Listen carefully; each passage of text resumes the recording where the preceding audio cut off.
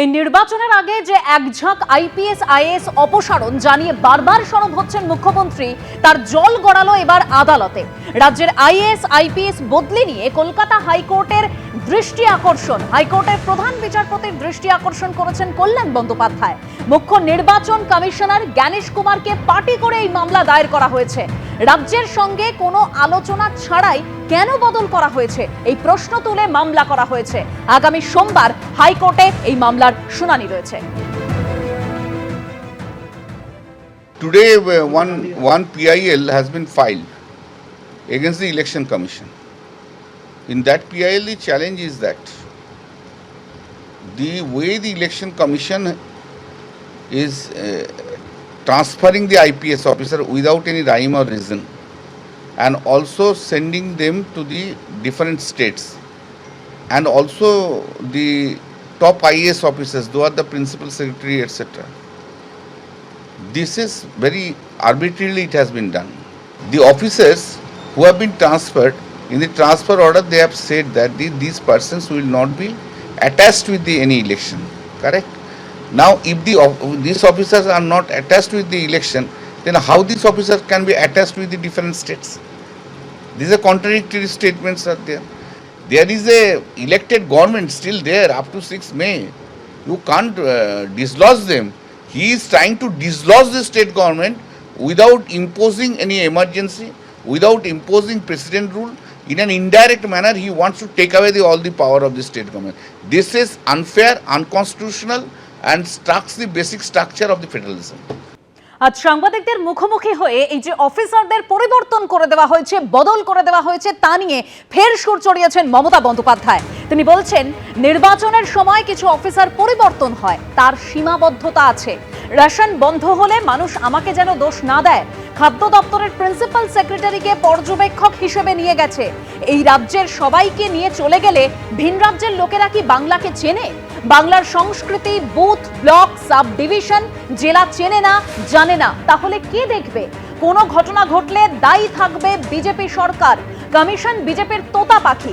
IAS IPS সর্বভারতীয় cadre যারা রাজ্যে থাকে তারা রাজ্যের কাজ করে। বাংলায় ঘোষিত প্রেসিডেন্ট রুল করে মোদীকে নির্বাচন করতে হচ্ছে, এত ভয়? এইভাবেই সুর চড়িয়েছেন মমতা বন্দ্যোপাধ্যায়। শুনুন। দেখুন, নির্বাচনের সময় কিছু অফিসার চেঞ্জ হয়, সেটা নিশ্চয়ই ইলেকশন কমিশন করতে পারে। তারও একটা সীমাবদ্ধতা আছে। তার বিরুদ্ধে অ্যালিগেশনটা কি?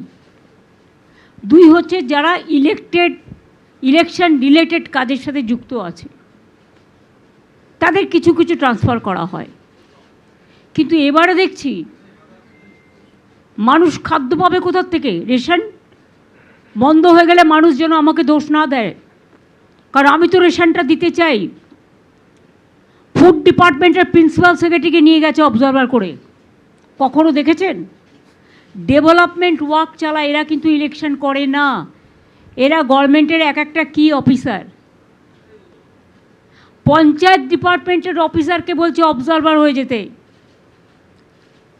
রাস্তাঘাট দেখবে, গ্রামীণ রাস্তা তৈরি করবে, আরবান রাস্তা তৈরি করবে।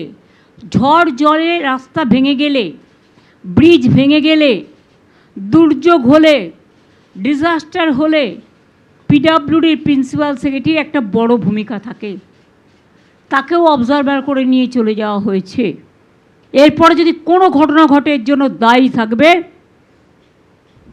বিজেপি সরকার, কারণ নির্বাচন কমিশন বিজেপি সরকারের বাইরে নয়, তাদের তোতা পাখি।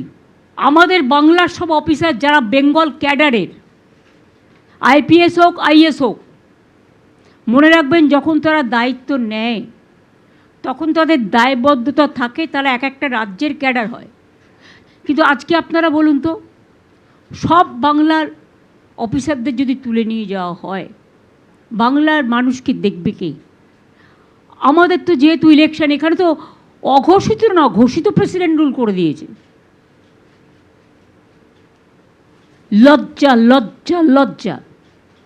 প্রেসিডেন্ট রুল করে মোদিজিকে ইলেকশন করতে হচ্ছে। বাংলার মানুষকে এত ভয়? মাননীয় মুখ্যমন্ত্রী যখন নির্বাচনের আওতায় ছিলেন না, তখন মডেল কোড অফ কন্ডাক্ট হয়নি। তখন কি পশ্চিমবঙ্গে বোমা গুলি ড্রাগস কোনো কিছুর কম ছিল নাকি যে নতুন করে কাউকে ঢোকাতে হবে?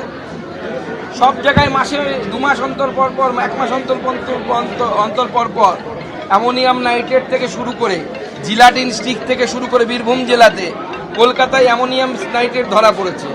বোমের কারখানা ফেটেছে একের পর এক, অবৈধ বাজি কারখানা ফেটেছে, বোম ফেটে তৃণমূলের নেতা মারা গেছে, একের পর এক এই ধরনের ঘটনা ঘটেছে।